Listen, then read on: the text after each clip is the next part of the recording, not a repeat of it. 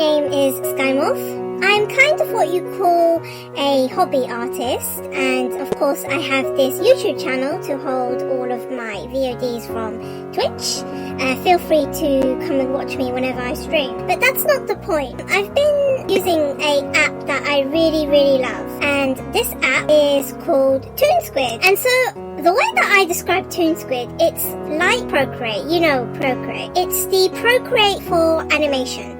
Now, I know that you do type Toonsquid into YouTube, you do find a few tutorials, and I've watched a few of these tutorials, and I believe they're all very good in explaining the basics. So this video in particular is not really going to be about the basics of Toonsquid. This video is kind of more if you know the ins and outs of using Toonsquid, if you actually wanted to develop actual animated clips and more kind of advanced type of keyframing. So this video is going to cover, in a way, I use Toonsquid. So how would I make animated clips or animated features? Fun fact is I initially used Toonsquid. The reason why I used Toonsquid was because I've been a big fan of Torchwood, and Torchwood has a lot of audio dramas, and I thought it would be good practice to actually do animatics of those audio sections of several Torchwood audio dramas. So that's how I got into using Toonsquid. But now I kind of use Toonsquid for anything that I need moving. So emotes, my transition screens for my starting soon, my be right back, and my farewell transition screens. And even I've animated a little clip from one of my streams. It's a really versatile animation app that I recommend, considering that, well, first of all, you need an iOS device. I recommend just an iPad. It doesn't have to be an iPad Pro, because I myself have a iPad mini. It's also very cheap. It's not that cheap. It's about the same price as Procreate.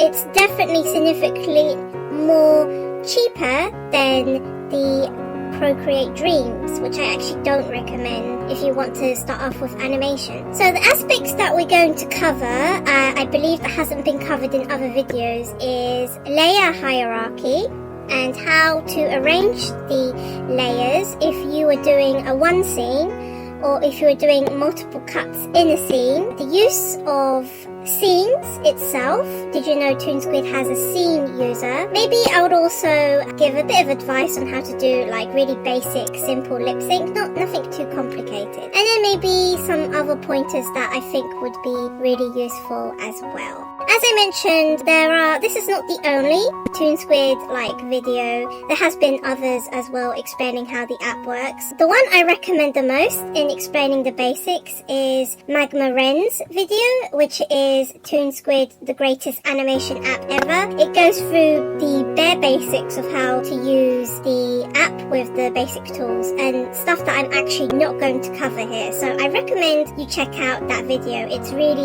I'd say it's really good. I'm also not going to be covering how you do tweening and moving joints around. I'm not too familiar because mostly I'm a hobby artist, so I actually do my keyframing like one by one, and I don't actually focus on the tweening aspects. I assume if you wanted to tween, maybe Procreate Dreams is better, or either that, maybe just something like Live 2D itself to move the actual parts. This will be actually, considering that you need to have a basics of like anatomy and actually drawing. So without further ado, I'm going to hand you over to my Live 2D self, which will explain a bit more about this wonderful app.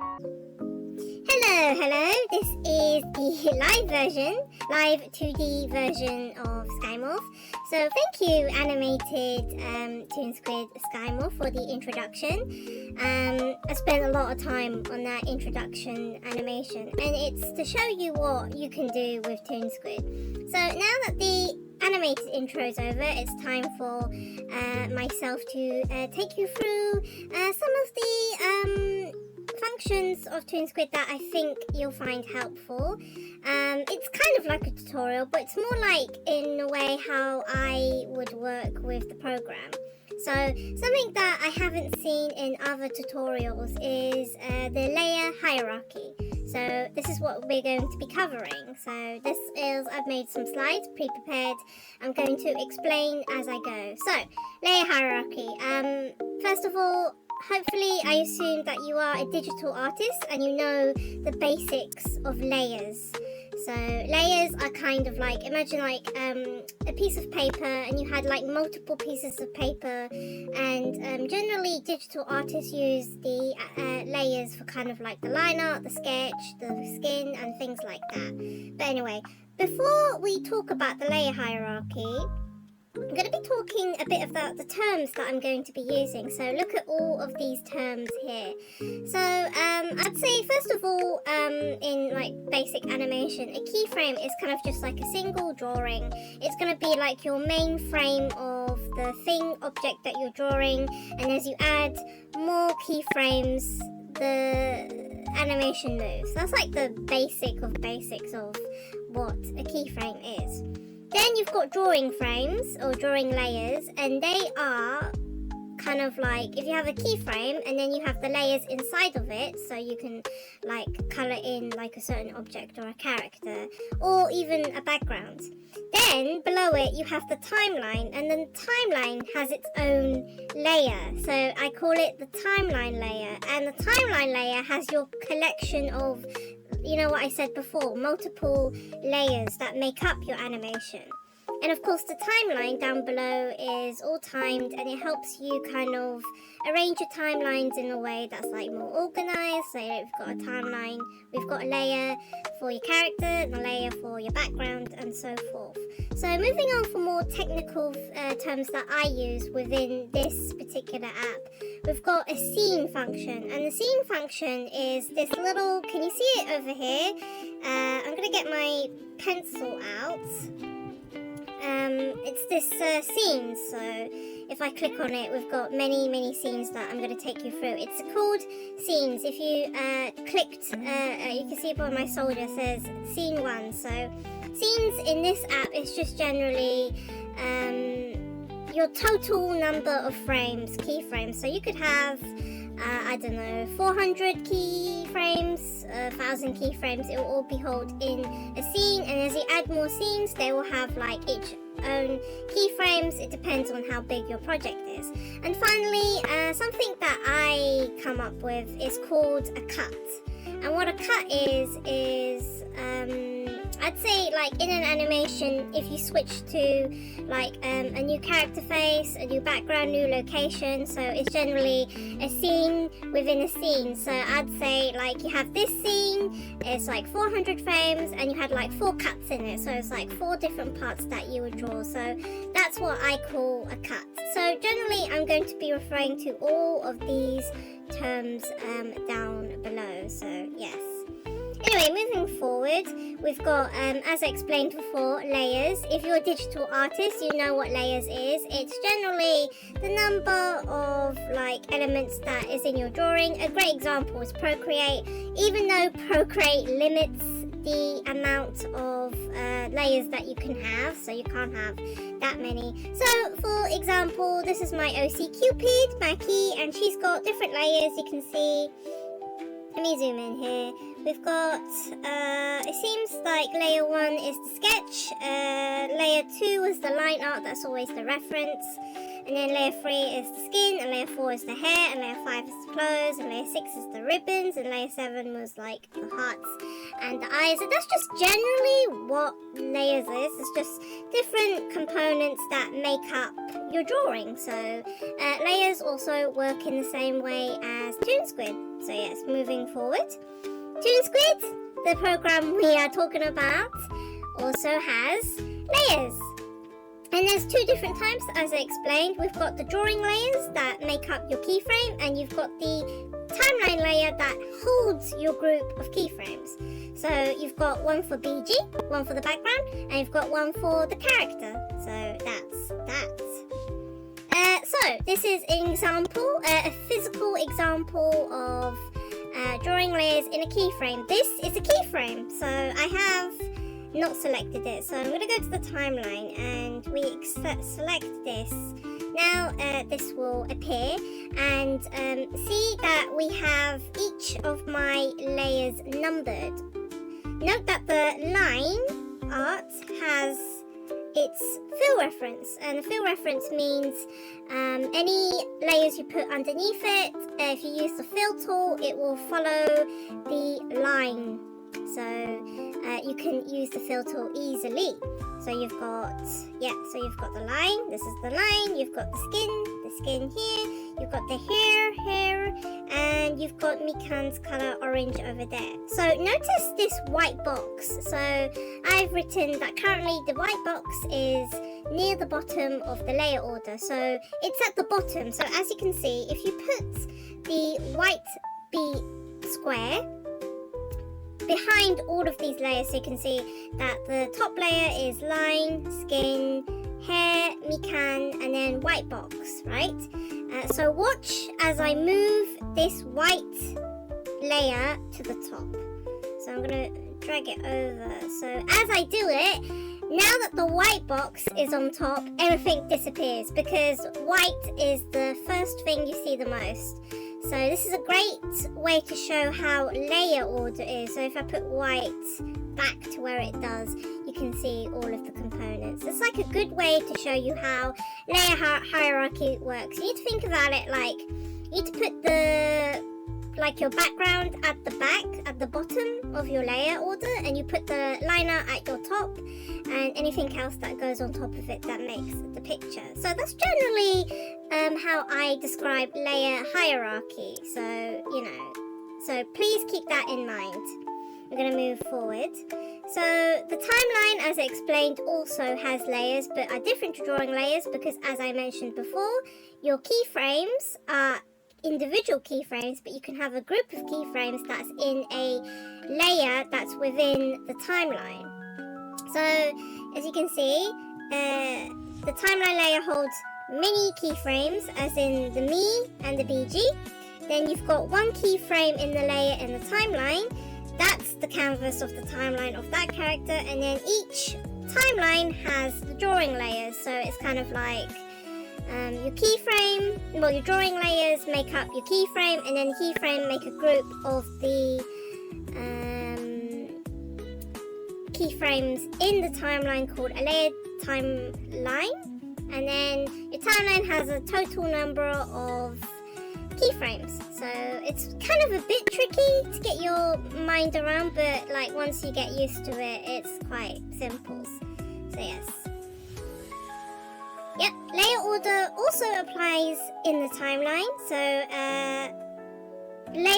as I mentioned before, the way that how layers are structured is that anything at the bottom is more of your background, and anything near the top is going to be over the background.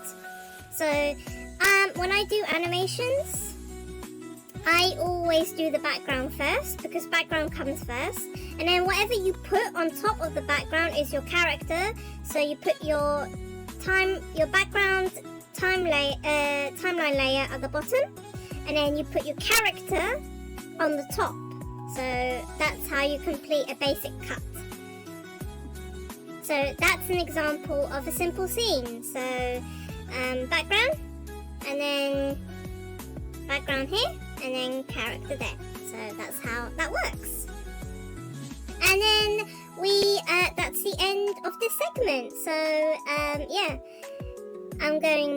this is the end of this segment. So I am going to be switching onto the next scene for the next part of the tutorial. Okay, so now we are moving on to the next scene. So I'm going to be showing off the scene function in Toonsquid a lot. So I'm going to press scene 1 and on to scene 2. So putting logic in how drawing layers operate. So this also applies to timeline layers. So it depends what you're animating. You could animate kind of two types of animation. You could just do one scene setup, so no cuts, just one scene by itself, and with this method I think you can animate your character more fluidly because you're gonna kind of animate, you're gonna like draw and move different parts of the body in one scene.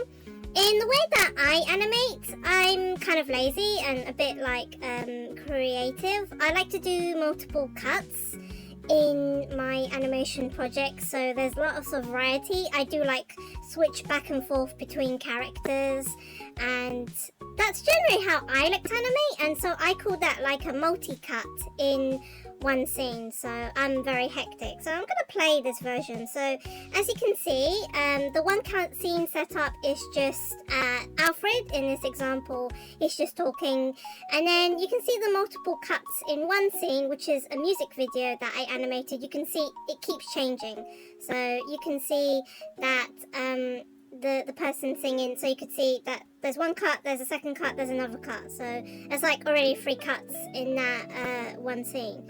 So yeah, I'm gonna just take you through how I would tackle like these types of scene setups. So yeah, anyway, so for the one scene animation, these were all of the timeline layers that I had.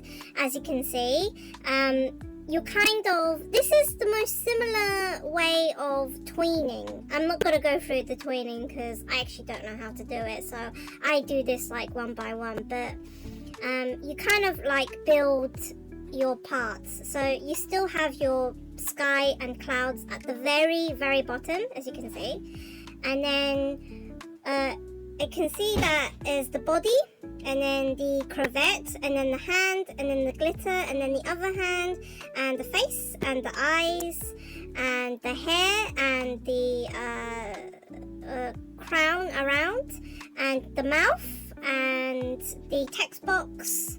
There's a blackout effect. So all of these are kind of individual. So the body, you could move the body separately, you could move the hand separately, you could move the parts of the clothes separately, you could move the hair separately, you can move the eyes separately, move the mouth separately. So it's all kind of a bit more freedom in like a more detailed form of animation. I've only done this, I don't use one scene animations a lot. This was like the example that I had. It's kind of the only one that I have, so yeah, that's the one scene animation. Multi-cut scenes is indeed what I use the most because I like to give myself a challenge, and I find it more fun. So for like, say, one scene, I would have probably 4 cuts, and then I'll probably have like 4 scenes overall. So the number of cuts is like 12. And so for this, you need to be more organized. You need to have your group of a cut. So it's still the same formula. You would put your background at the bottom, any effects with the background, and then the it looks like this one is a bit of a multi one, so I did wanted to animate the hair separately and the mouth separately, but still keep the eyes kept onto the body, so as you can see. So generally it would consist of a background, a character, so probably mouth lip for lip sync, and maybe some effects up. So that's example of a group in a cut. And so when you switch, when you're in one scene and you want to switch between cuts, you have to be even more organized. So how Toonsquid, it's the whole top to bottom. So you're working from the bottom and you're working to the top. So the earliest cut you do has to be at the bottom. And personally for me, I kind of work on one cut at a time. I don't do all the line art in advance. So I'll do the line art, the color, I would slowly build up. It's kind of like building Lego. So you have your early cut at the beginning of the scene at the bottom, and then after that you do the next cut that goes on top, so they don't overlap. You kind of keep it grouped like separate like this, and then this, and then the latest scene of the cut will always go on top of the timeline.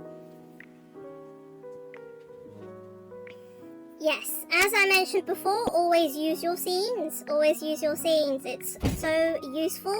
The reason why is because your animation project might be like a gajillion keyframes. Like, imagine you had an animation project that was like 4,000 frames.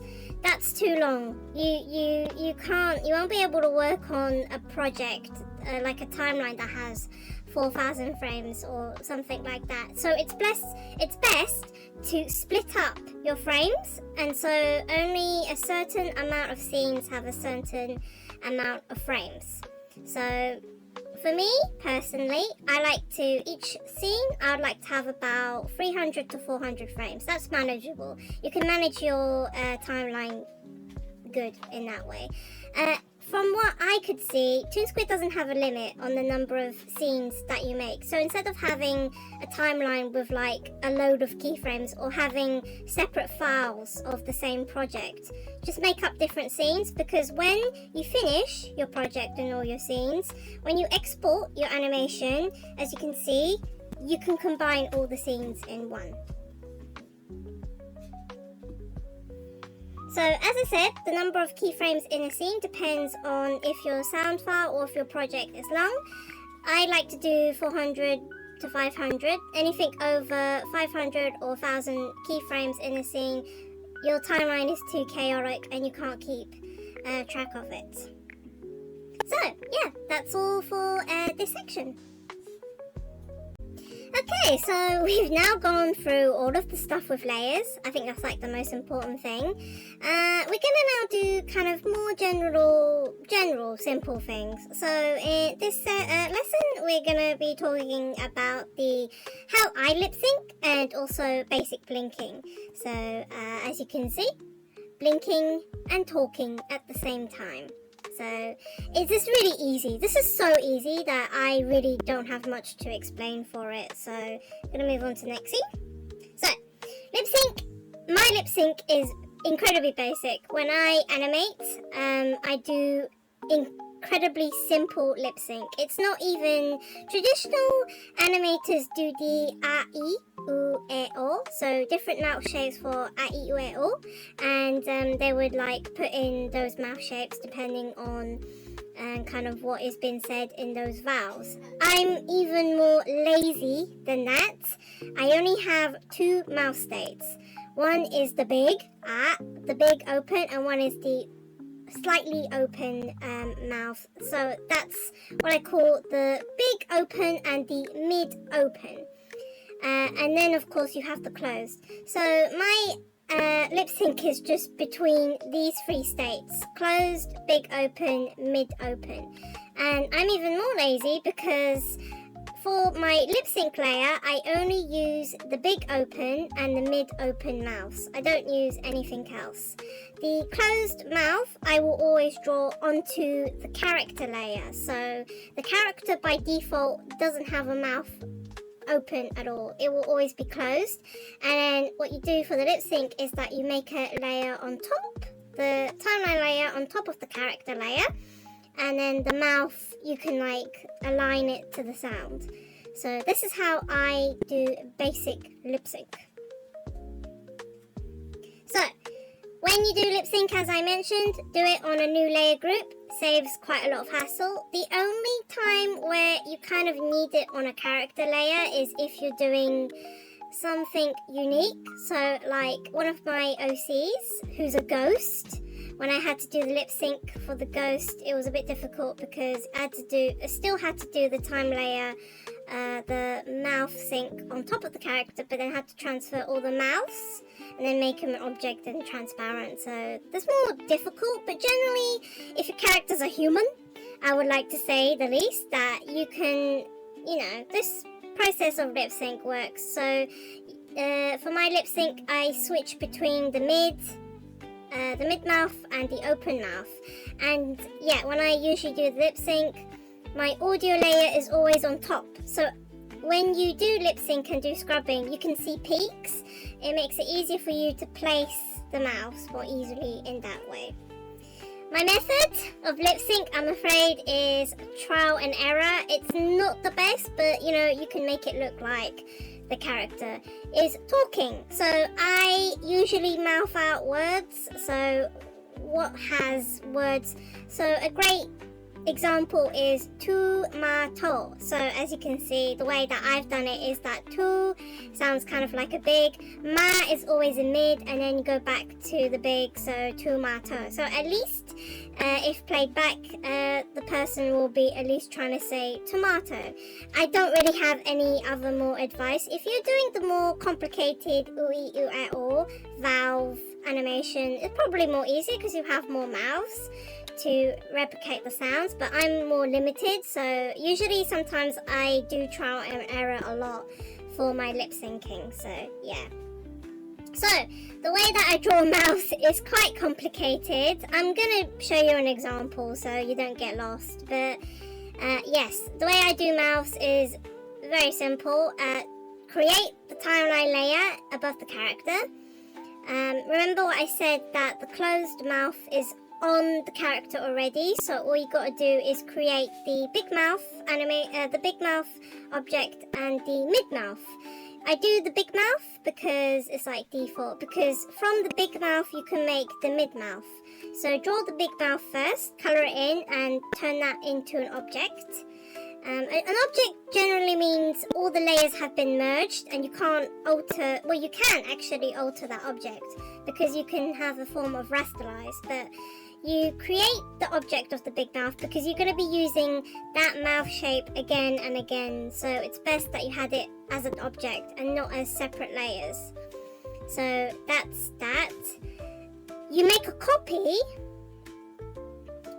of that big mouth, and you would lower the opacity because when you draw the line art of your mid mouth, you want your mid mouth to kind of match the shape of the, you want it to match the position and size kind of ish of the big mouth. And then once you make your mid mouth layer, you can turn that into an object, and now you've got both of the mid and big mouths that you can use as objects on your lip sync. So I know it's very complicated, so that's why I'm gonna show you the way that I do it, and I'll do this like quickly. So I'm gonna go find the layer first of all. So it's this one here, and so as you can see, this is person's an object. We're not going to be doing anything to this. What we're going to do is we're going to create, as before, we create a layer above it and create a drawing above it, and close up. Use a pen. So for me, I like to use like stable, and I will go in and just draw like a mouth. Doesn't really matter. Kind of like that. And then always set this as fill, and then put the layer behind it, and then I have colors here. I'm just quickly doing this, so that, and then this, and then color this in. There you go, you got a mouth. So turn this, you can now turn this into an object, create symbol, and that's that. What I'm going to do is I'm going to add another layer on top, and then we're going to copy this one here, and then we're going to paste it here.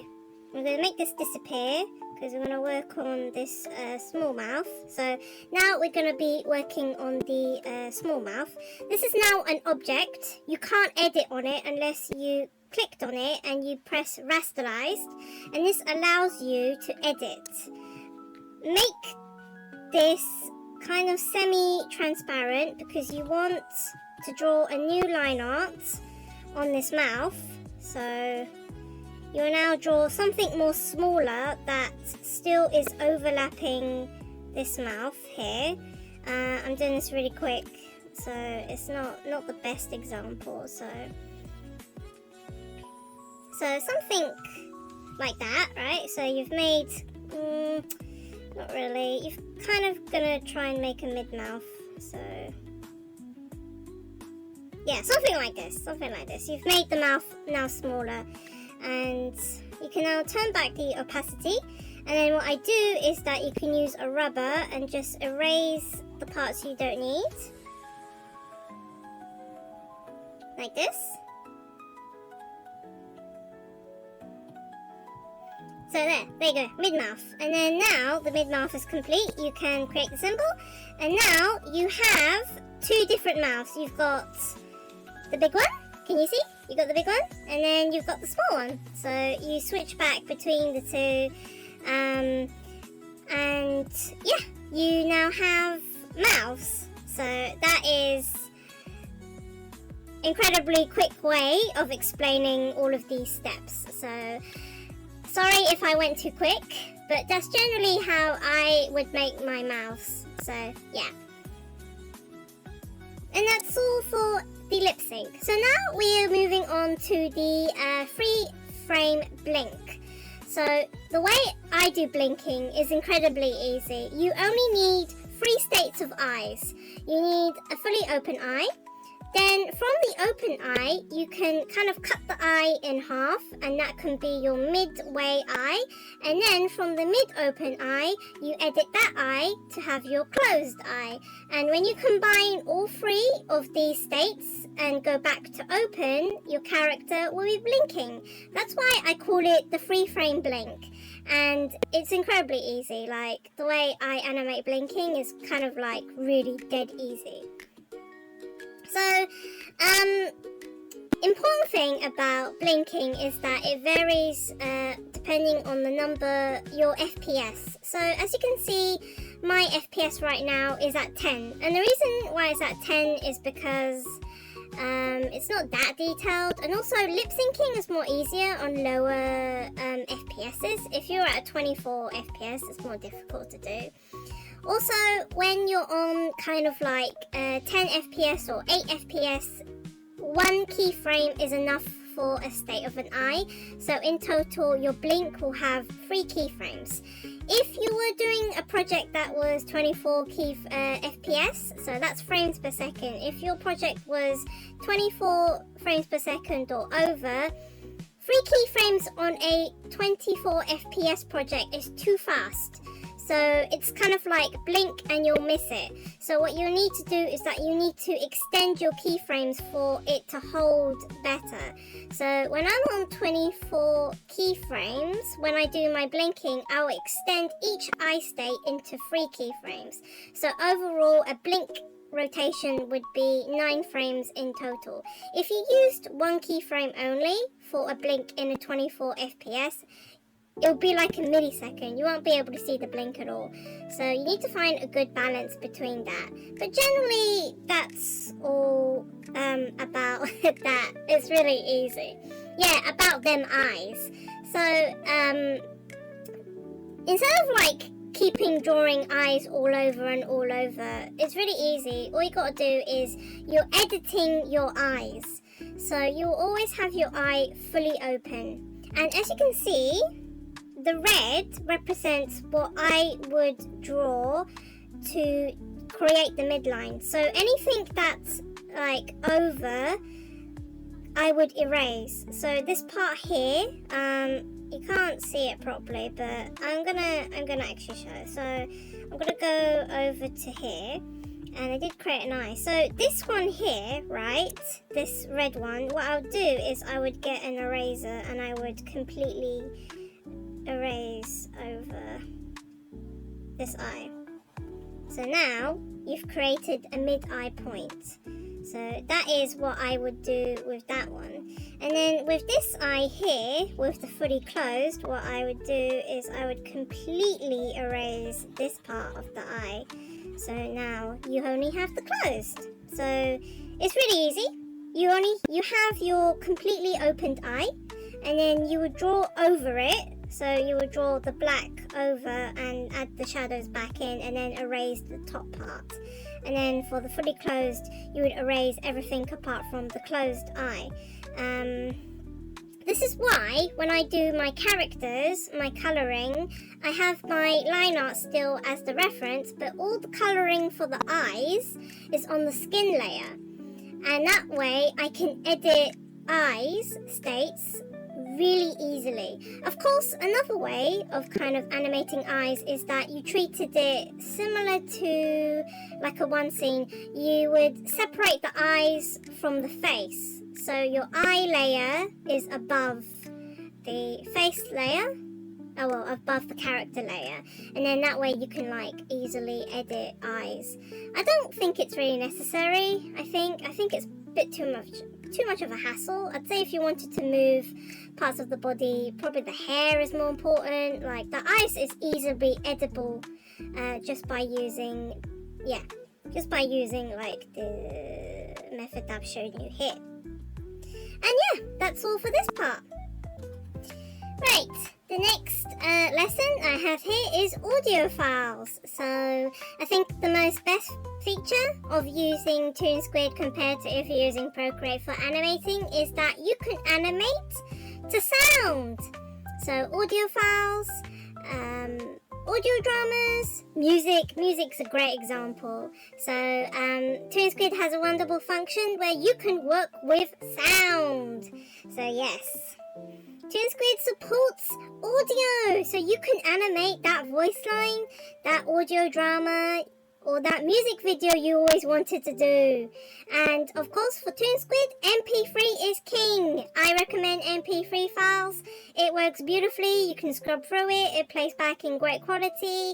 It's small, so you don't have to use WAV files because WAV files are massive.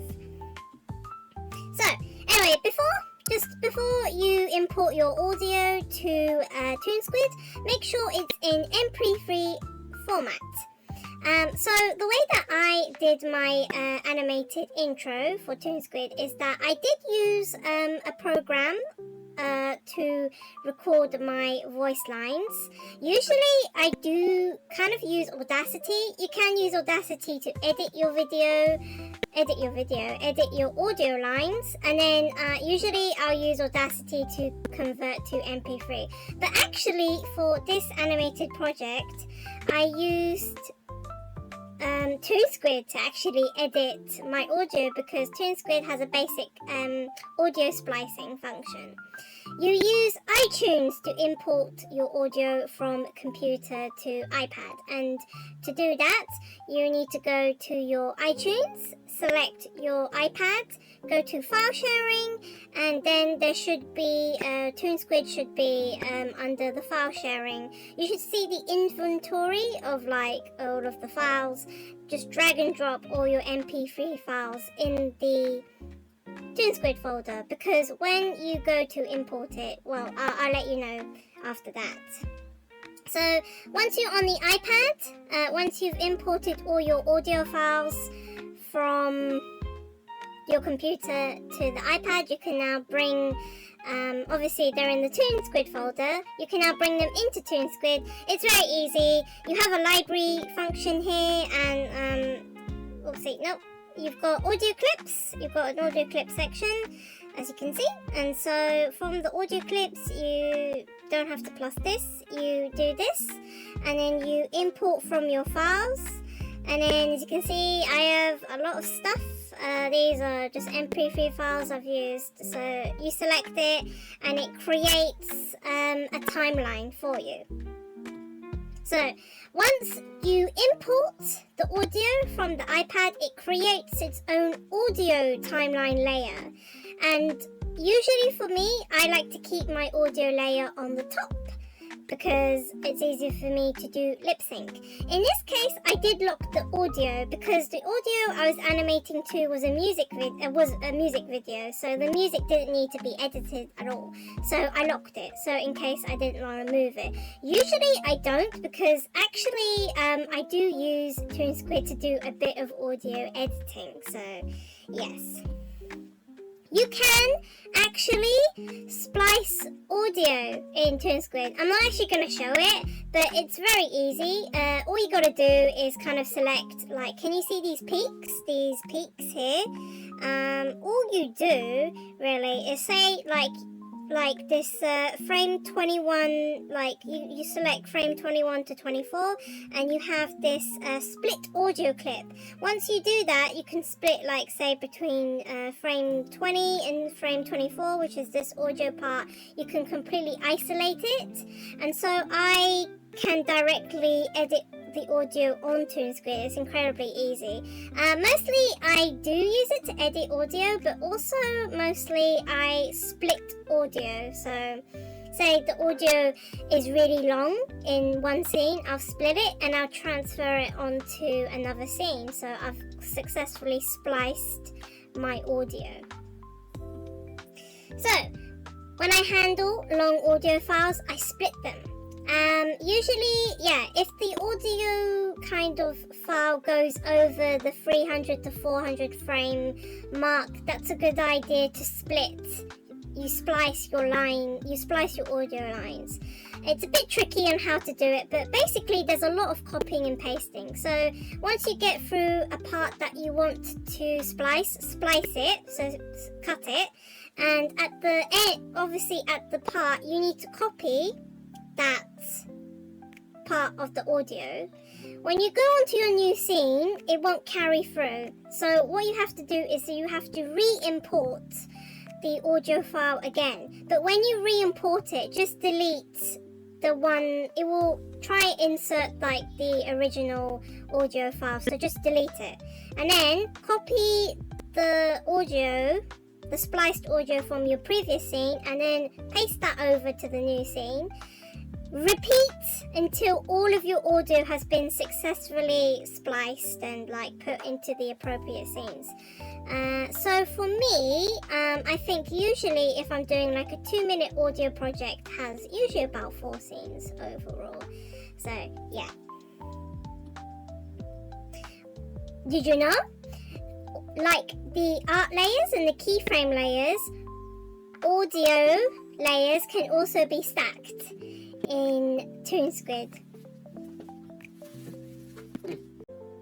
So, the example I have here for my original animation project, I have 3 audio layers because 2 characters are talking, and of course the voice actors sent me their lines separately. So that means I could have 1 layer for one character's voice lines and another audio layer for another character's voice line. So in this case, Sugimoto and Idris both have lines, so that means we can separate the lines into their own designated areas.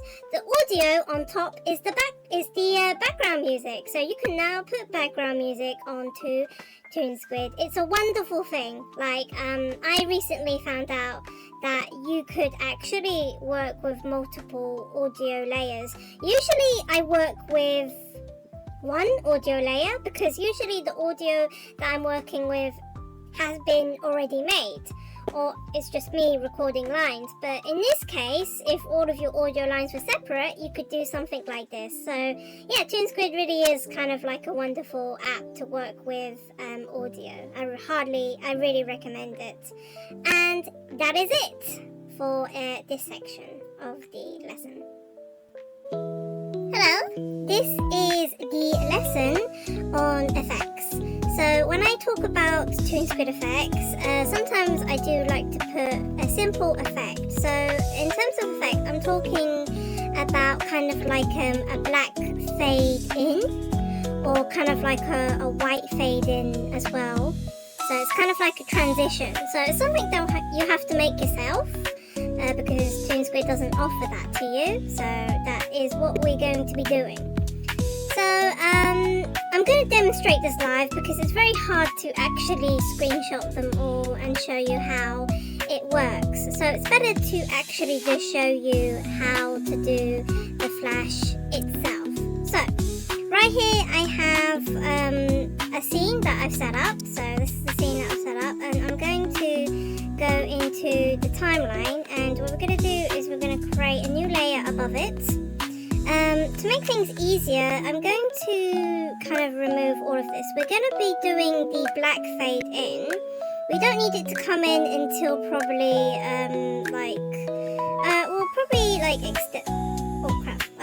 let me actually extend this all to 10 so like you can see the effect of it better. And let's say we want it to begin kind of within like frame 4. So add your keyframe. And then what you do is extend your keyframes here, and then now you can remove all of this, so you just have nothing. So what you do now easily is use the fill tool and you just make this black. So you can see that it's completely black, so it overrides everything now. So what we want to do is we want to cut this up. So let's say maybe here splits, and then probably splits as well. So you've got like a free segment. Now what you want to do is you want to go over to the properties and you want to lower the opacity. So you lower it to like 20%, and then this one you probably want to go to 50%, and then this kind of like completely blacks out. So even you can cut between here and you can make this like 80%, so it kind of really fades out. So it's really simple. So this is something like if you wanted to end. So now if you played it, just press this, there you go, it fades to black. So how it works is that you have nothing on these screens, and then as you go it gets darker and darker, and then it fades out. It's a really simple transition, and you can also do this with white. So if you like removed, well, for now let's remove this. So that was the example of the blacking.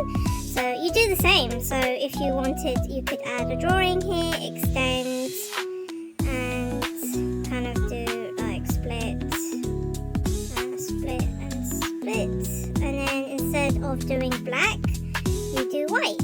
Actually, this will be a bit tough, so remove this, and you used white. Oh crap, I did it wrong. Do it all together, so like this.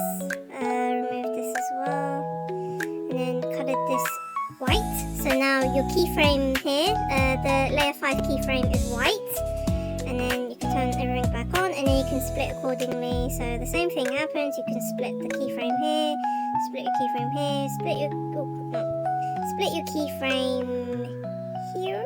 No, don't create a symbol, just split the drawing, and then you can change your opacity, so like to 20, to 50, and to 80 or something, so it's more like gradual. And then it's called a white flash, so now you played it. There, so really simple, like it's kind of how I kind of do simple like effect transitions.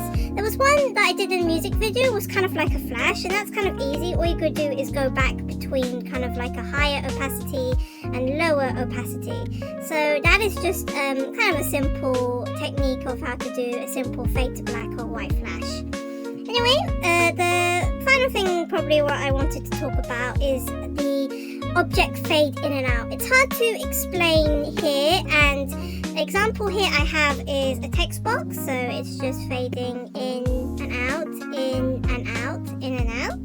And I did this for my chat animated short. So what you want to do is you want to make sure that your actual object that you want is finished. So this text box I finished earlier on, and you convert that into an object. So that's like the first thing you do. So as you can see from the layer, this is already an object. But what you do after is that you duplicate it, and a similar thing happens. You kind of put one kind of before it, and you make sure that the opacity is 20%. So it's like a fade, so it will look like it like goes in. So it's like at 20%, and it's like at 100%, and then it's back to 20, and then it disappears. So the effect of a text box, so it looks like this. So that is kind of like a really simple way of explaining how you can make effects. Tip for me is that when you do effects, do them on top of everything. So on top of the lip sync, on top of your character, on top of the cut. Although if it's a background effect, you want to keep that behind the character but above the background layer. So remember what I talked about background, the layer hierarchy. So yeah, that's all I wanted to talk about for effects. Quite simple, quite easy to do.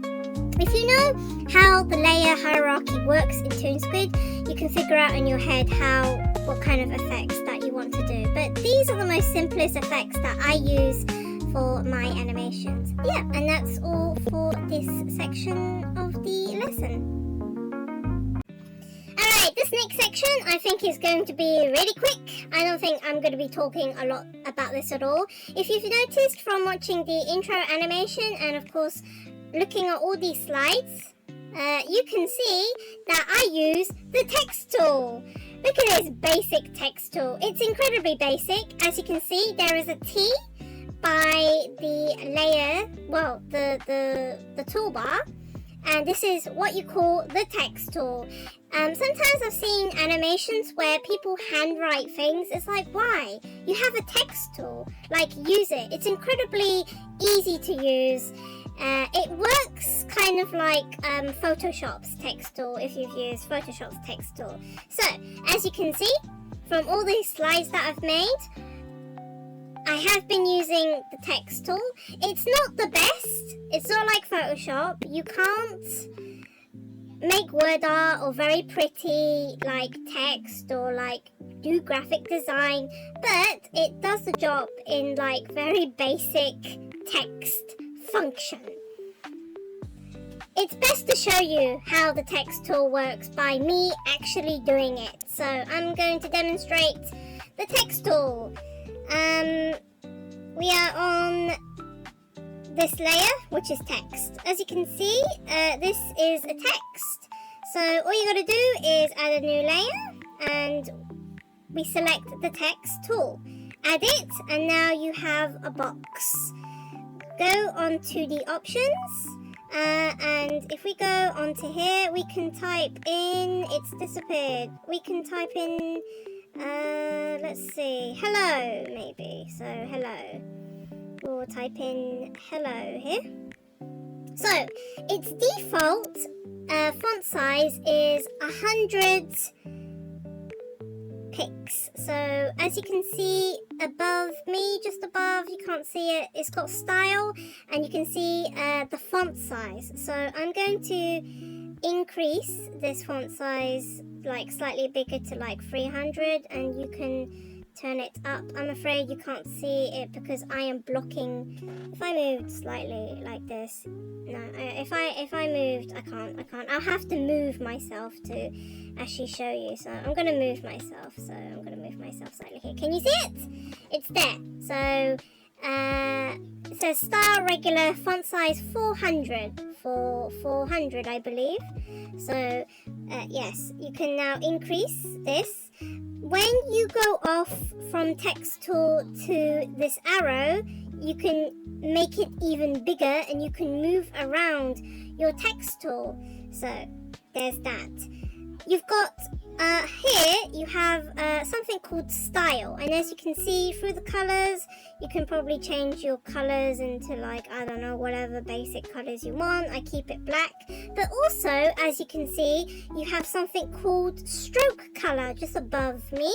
We've got stroke color, and usually for stroke color I like it to have it white, because once you increase the stroke width to say like 10 or 12%, can you see? You've got a little border around your text. And yeah, that is generally basically how you use the text tool. It's incredibly basic, incredibly good. I don't understand why I watch animations and they don't, you know, they don't use the text tool. They just handwrite their text. It's like there is a text tool that you could use. So I think if I go next, there's nothing here. So I'm going to go on to section 8. So for me, generally, apart from using the text tool for this tutorial, so as you can see, I use the text tool a lot for making these slides for the Toonsquid like tutorial. But generally, if I am using the text tool, it's for subtitles, because most of the projects I work on are in Japanese, so I work it's kind of like using subtitles. So I use the text tool for subtitles, but also, of course, as you've seen, I've used it for this tutorial as well. So if I press play, you can see that, yeah, it's text, as you can see. It's a bit dodgy the way I've done it, but yeah, that is indeed the text tool. Incredibly simple, incredibly useful. I don't know, I haven't seen many projects use this text tool. Please use it. Use it for subtitles, use it for like tutorial slides like this, like I've done. I'm sure, it's very basic. It's not the best, but it does the job very well. And I believe we are finished.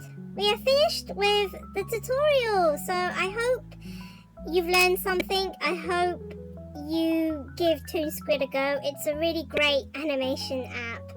I really love using it. The amount of projects, the amount of animated clips, emotes, things that I've animated with has been amazing. It's really amazing app to use. I hope one day it's kind of like Procreate. More people use Toonsquid to animate their projects. That's it for Live 2D Me. I'm gonna hand you back over to Animated Me, and we will close this tutorial. And this is all I have to say about this wonderful app, Toonsquid. I recommend you really buy it. It's really not that expensive, and have a go and animate whatever your heart desires and content. And I hope to see you all again very soon. So thanks for watching, and hope you've learned something, and hope to see you all again very soon. Bye bye.